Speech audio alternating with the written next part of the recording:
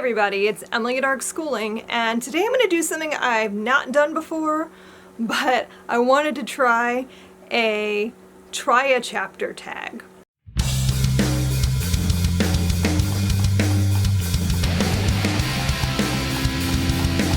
I can't decide what I want to read right now.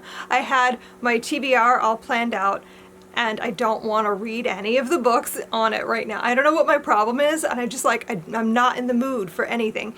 So I grabbed a couple extra things that were not in my TBR, plus a few of the books from my TBR.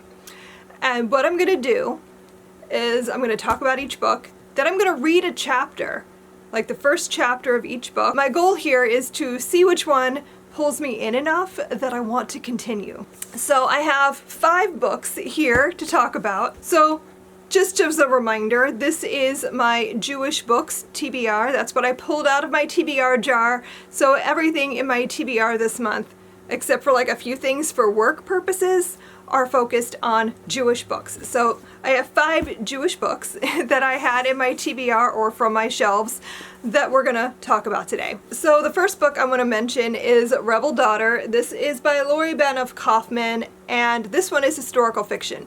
This is set in Roman period Jerusalem. There's the Jews are rebelling against Rome.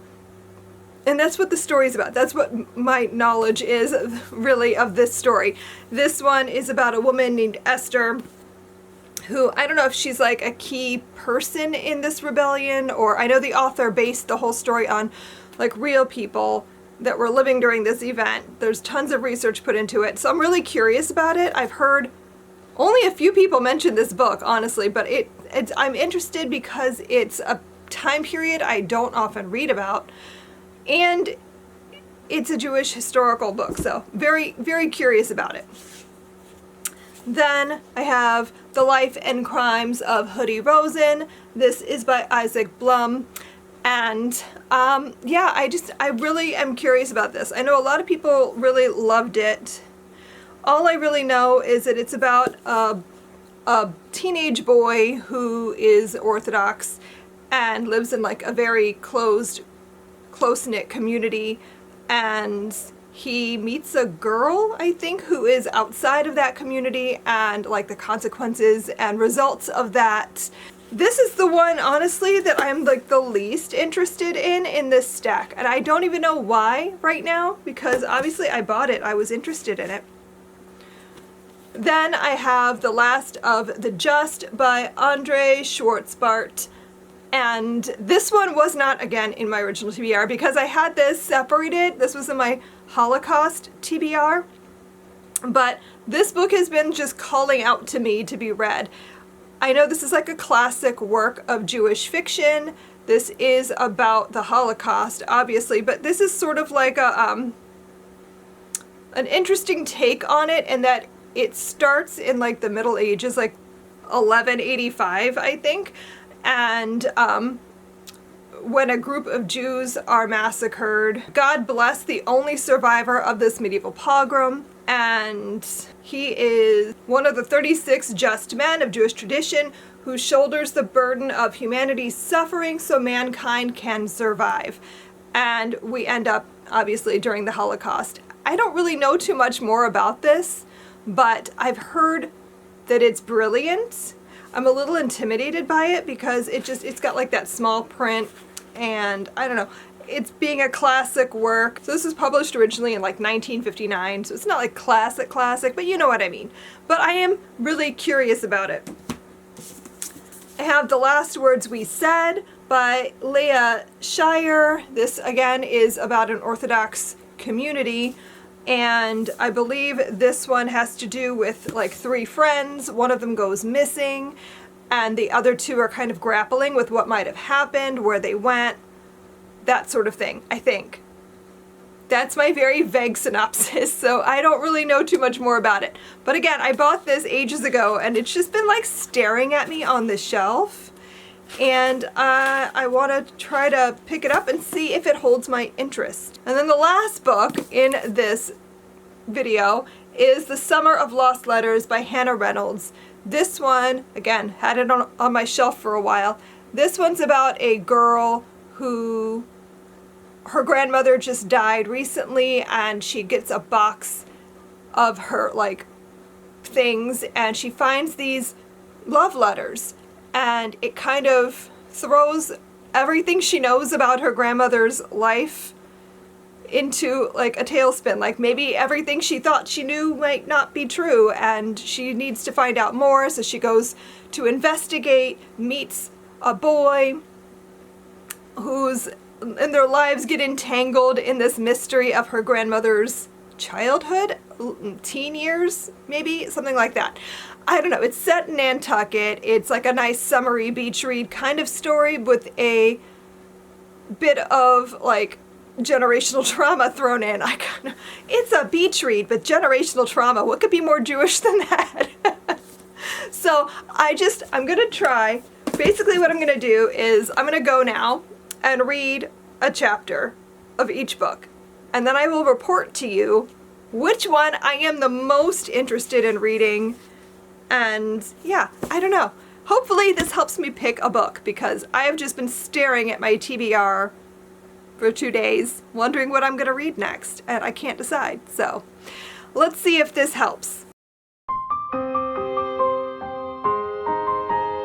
So I just read the first chapter of Rebel Daughter, and I'm really intrigued.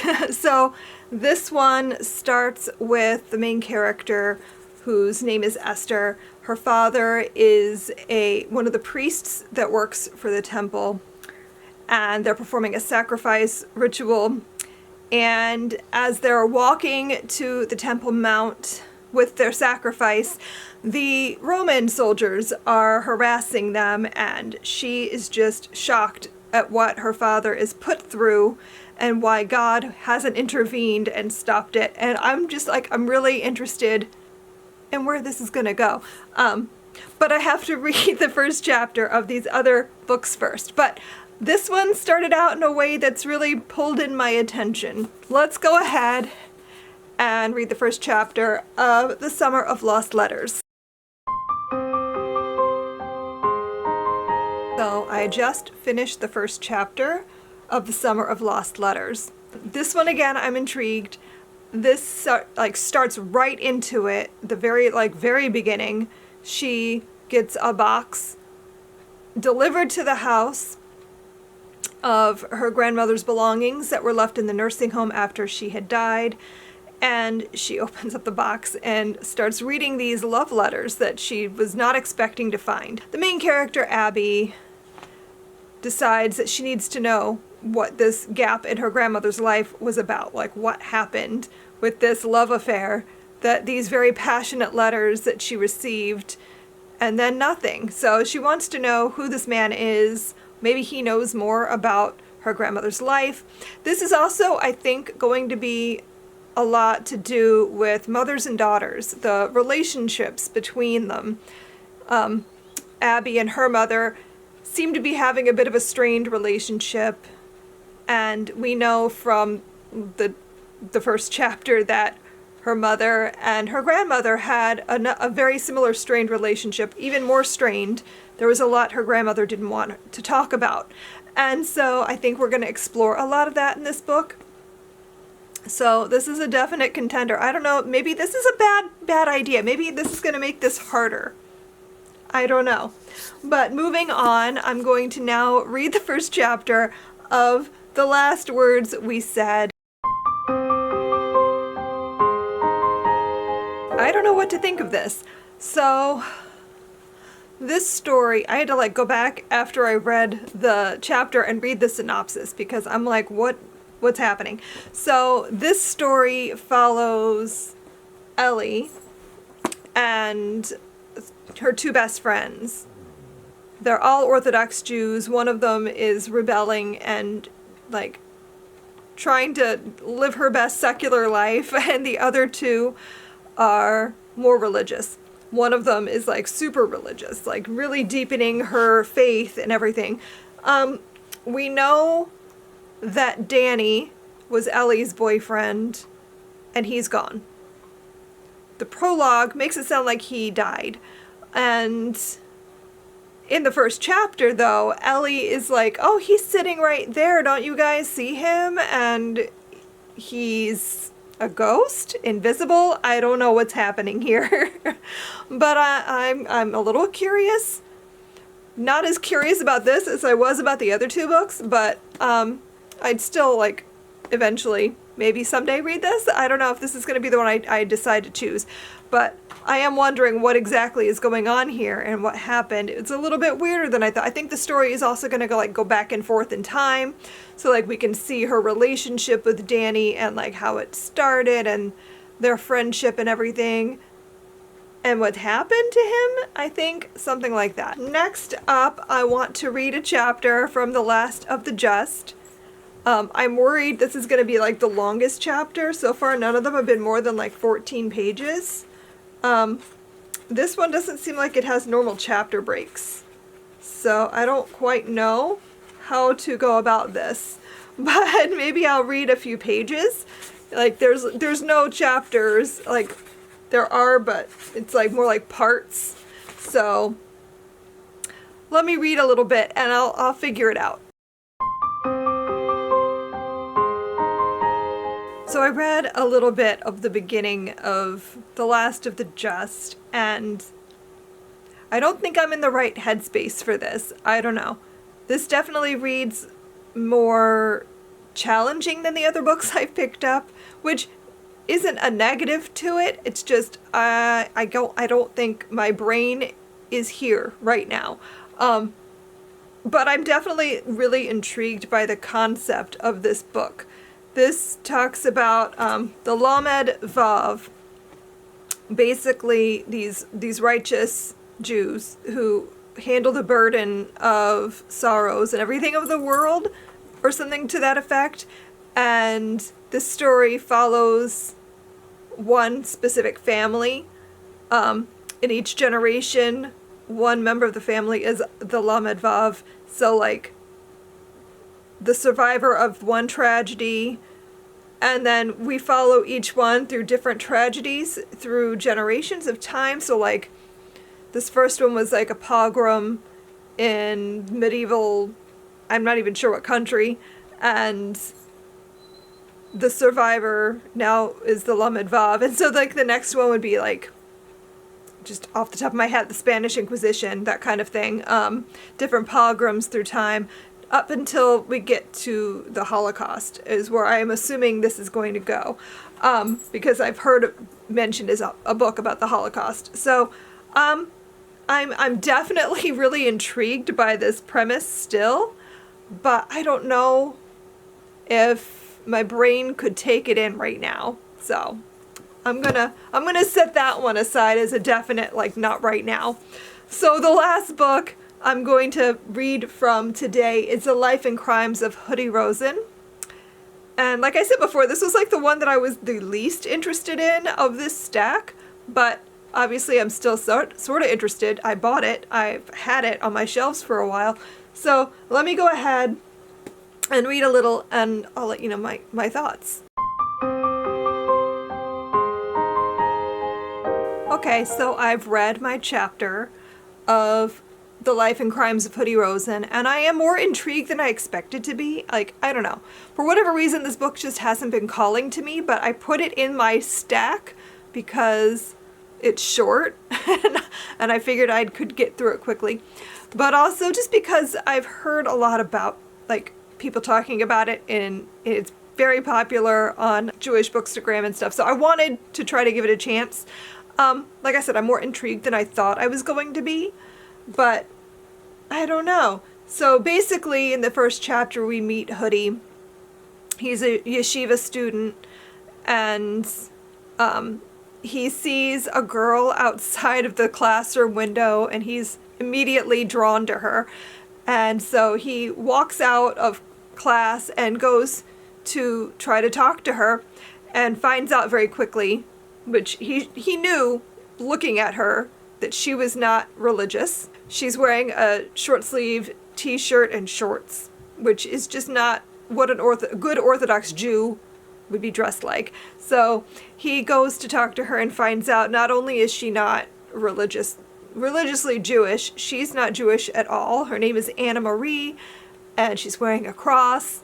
And so he still tries to talk to her, but is clearly like unsure of what to do here. And she finds him kind of ridiculous.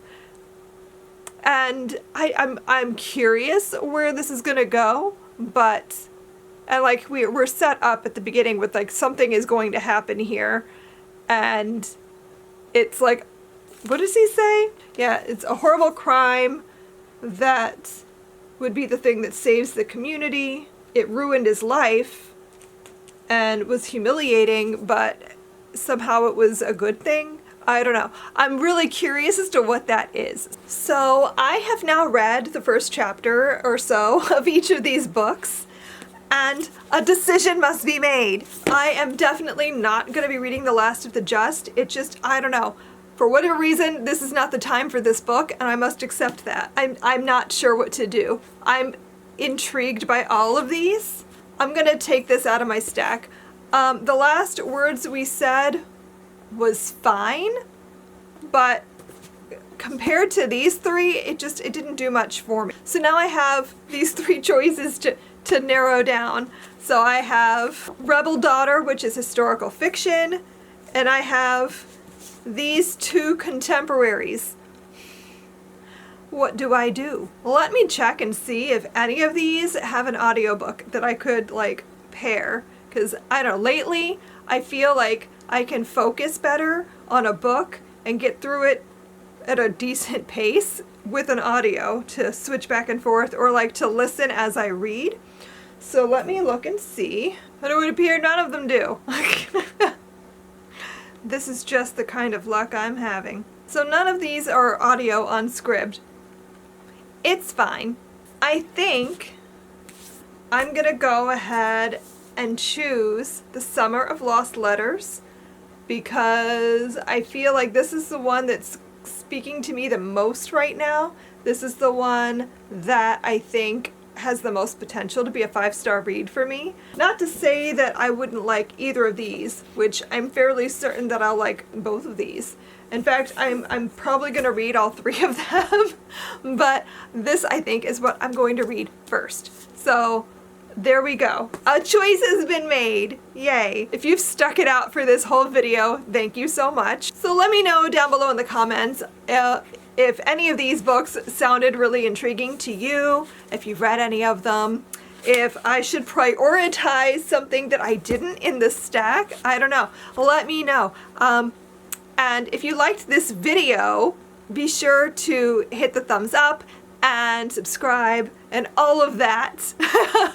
I'm not good at promoting my channel. If you found this interesting and you want me to do more videos like this, let me know and I will try to do that. I'm trying to come up with more interesting content, so I'm trying to make a commitment to being a more regular booktuber or whatever, being more committed to filming more content for you guys, because I feel like this is my creative outlet and I want to do more of it. So anyway, thanks for watching this, and I will see you guys next time. Happy reading. Bye.